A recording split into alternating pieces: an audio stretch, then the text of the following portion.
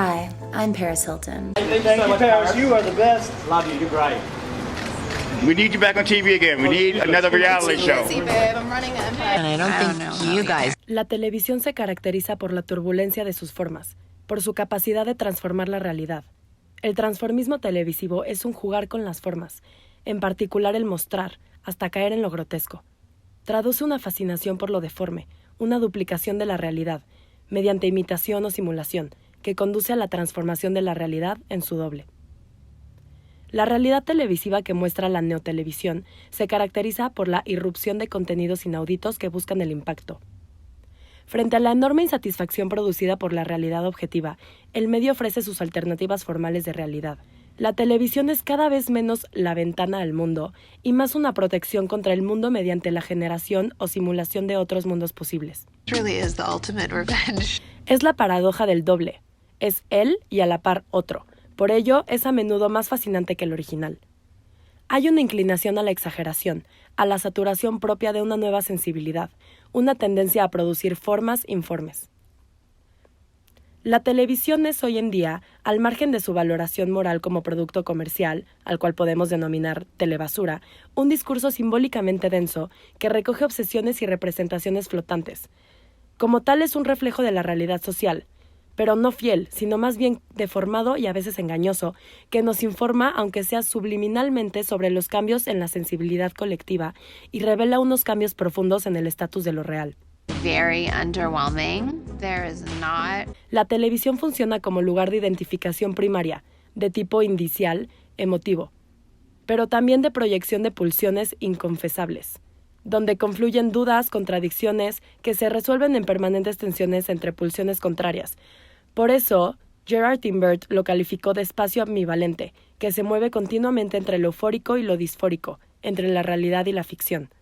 Pero es un discurso estéticamente pobre, aunque aquí también se desenvuelve en la ambivalencia, la coexistencia de formas, formatos muy diferentes, a veces opuestos o caracterizados por su hibridación, que sufre, en todo caso, una mutación de sus formas narrativas con una hibridación de géneros y la aparición de nuevos formatos.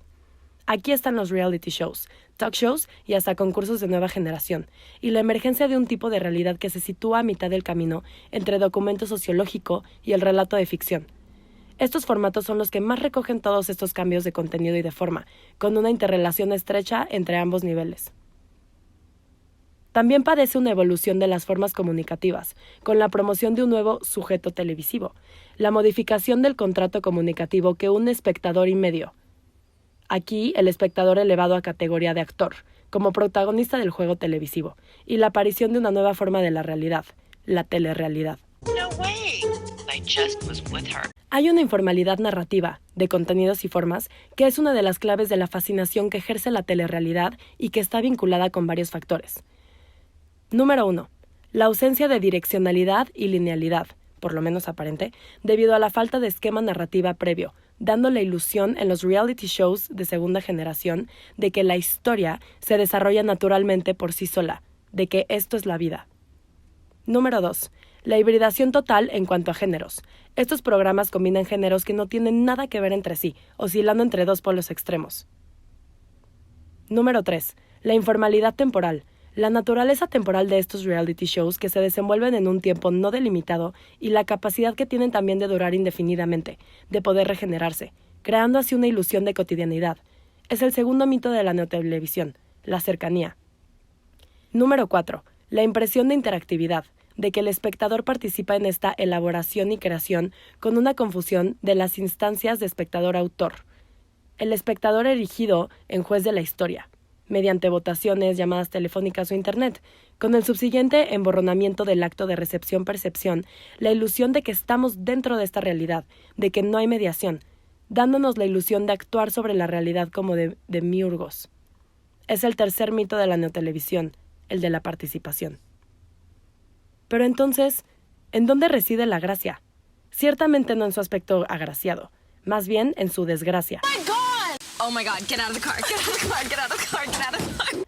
El que se sitúen al límite de lo humano, en su aspecto casi real, aunque con sus constantes referencias de realidad social, que sería la actualidad rosa, en un jugar a ser malos, hasta la monstruosidad. Por fin, la deformación está en un cierto exhibicionismo, consistente en exacerbar no solo rasgos, sino también actitudes. Un exargar la apariencia, como para corresponderse con el código del exceso, de lo espectacular, constitutivo del lenguaje televisivo. Es patente en la estética de muchos personajes femeninos que intervienen en talk shows o late shows, seguramente por mimetismo con el look de las famosas, al límite de la caricatura. Un exceso en el vestir, en el maquillaje, que hace de ellos personajes casi felianos a veces, representantes de una hiperfeminidad, no tan alejada al fin y al cabo del travestismo. Esto es una hipervisibilidad de los rasgos propios del género femenino, pero con una exageración tal que les hace parecerse a unas drag queens. La mujer entonces es su propia caricatura. Lo mismo que el travestido es una caricatura de mujer. Entonces, ¿cuál es la clave del éxito de tantos programas?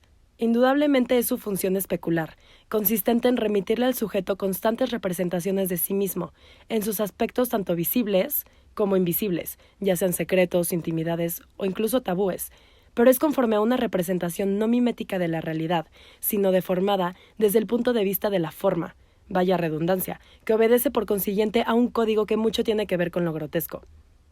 Lo grotesco, según Pavis en 1998, dice que es todo aquello que resulta cómico por un efecto caricaturesco, burlesco y extraño. Lo grotesco es visto como la deformación significante de una forma conocida y reconocida como norma. Pero, ¿no es esto lo que parece demostrar los reality shows? ¿Que la realidad tiene que ser proyectada para garantizar la misma? Sing a fact. Sing a fact. Sing a fact.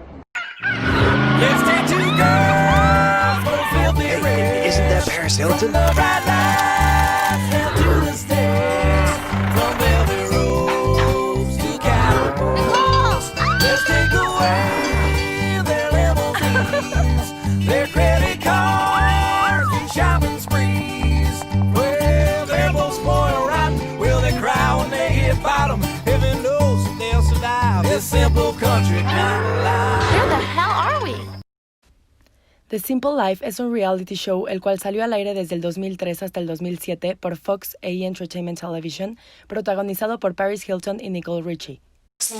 I don't What know. is Walmart? It's like they sell wall stuff? No. What is it? En este, las protagonistas tienen que dejar la vida de glamour y riquezas para trabajar en lugares comunes y así ganar su propio dinero.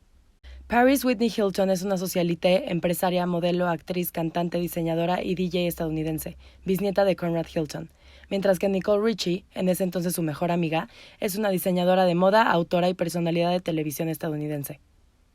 La idea de The Simple Life se generó en el departamento de comedia de Fox. Brad Johnson, el vicepresidente senior de desarrollo de comedias, dijo que The Simple Life nació de un desafío para encontrar otra forma de hacer comedias, fuera del formato de comedia de situación tradicional. The Simple Life se inspiró en Green Acres, una comedia de situación sobre una pareja de la sociedad de Nueva York que se mudó a una granja. Johnson dijo que originalmente pensaron en mudar a una familia entera al sur. Las cámaras observarían cómo los antiguos miembros de la alta sociedad, privados de acceso a sus cuentas bancarias y beamers, intentaban conseguir un trabajo, comprar alimentos y adaptarse a los estadounidenses promedio. La cadena televisiva se dio cuenta de que tenían su programa, enviar a Paris Hilton y a su mejor amiga Nicole Richie, que nunca habían trabajado en un día en sus vidas, a vivir y trabajar en una granja. En ese momento, el estudio estaba trabajando en estrecha colaboración con Mike Darnell, jefe de programación de telerrealidad de Fox, a quien le gustó la idea. Querían ver tacones de aguja en mierda de vaca. Uno está tentado a complementar la noción de moda de interactividad con un oscuro y mucho más misterioso doble, la interpasividad.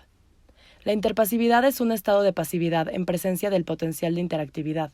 El propósito del concepto es explicar cómo las obras de arte y los medios a veces parecen proporcionar su propia recepción. El término fue acuñado por Robert Fowler y Slavoj Žižek y combina las palabras interactividad y pasividad. El libro de Interpasividad, la estética del disfrute del legado de Robert Fowler, es la fuente más autorizada sobre el tema.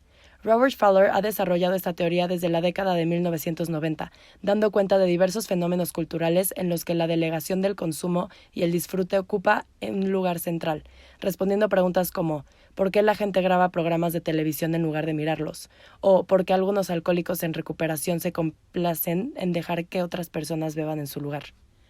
Un ejemplo de interpasividad dado por Žižek en su libro Cómo leer a Lacan usa la videograbadora para ilustrar el concepto. La videograbadora graba una película, presumiblemente para verla más tarde. Sin embargo, Zizek argumenta que, dado que la videograbadora puede grabar, las personas que la poseen ven menos películas porque pueden grabarlas y tenerlas a mano. La videograbadora se encarga de ver la película, por lo que el propietario de la videograbadora puede tener la libertad de no ver la película. Zizek usa la videograbadora para demostrar el papel del gran otro en la interpasividad. El VCR, como la risa enlatada de un programa, funciona como una herramienta que interactúa consigo misma para que el espectador no pueda ver el programa. Hoy en día es un lugar común enfatizar cómo, con los nuevos medios de comunicación electrónicos, el consumo pasivo de un texto o de una obra de arte ha terminado. Ya no más la mirada fija en la pantalla.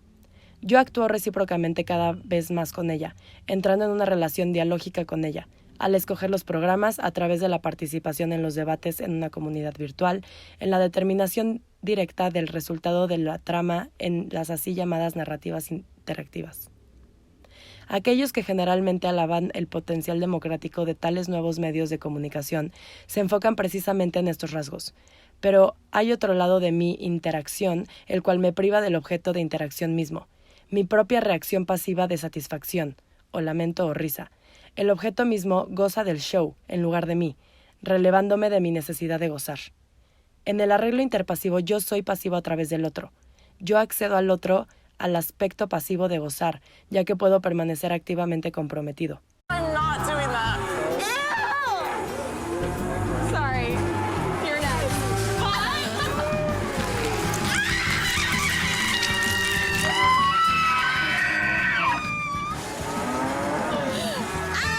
It's like hollow. No, you bitch! The door! Get away!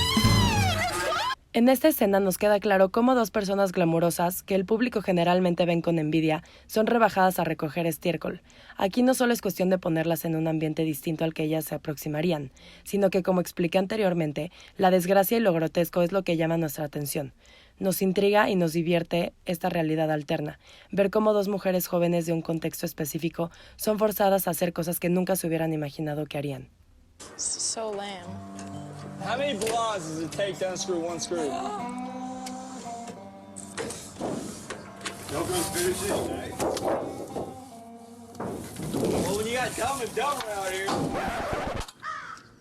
James, I have respect for myself, and this is my best friend, so I have respect for her. All right. And I'm being dead honest right now, that if you call me dumb or her dumb one more time, I don't care how many steroids you take, how many egg yolks you drink, how many push-ups you do. I'm being dead serious. I will beat your face in. If you think I haven't done it, I've done it before, and I will do it again. I really don't care. So watch your mouth. Yeah. All right, I'm over I it. give up. No debemos de olvidarnos de la exageración representada en este programa, en donde Paris Hilton y Nicole Richie exageran ser unas güeras tontas que nunca han tenido contacto con la clase trabajadora de Estados Unidos. En este reality show, ambas actrices no dejan de actuar, sino que se interpretan a sí mismas en un personaje ficticio del que se tienen expectativas concretas. Incluso aquí podría mencionarse el término de castración simbólica, expuesto por Lacan, el cual habla sobre una distancia entre mi identidad psicológica y mi identidad simbólica, que refiere a la máscara que define lo que soy para el gran otro, en donde su significante, que es el rasgo de la identidad, es el falo. El término de castro refiere a que nunca estoy completo en el nivel de mi función. Castración que ocurre por estar sujeto al orden simbólico, asumiendo una máscara simbólica o un título. Por ello, el sujeto nunca puede identificarse completa e inmediatamente con su máscara simbólica. Being an astrologist psychic is a very serious thing. So you girls feel that you have a little experience? My dogs are psychic too. Okay.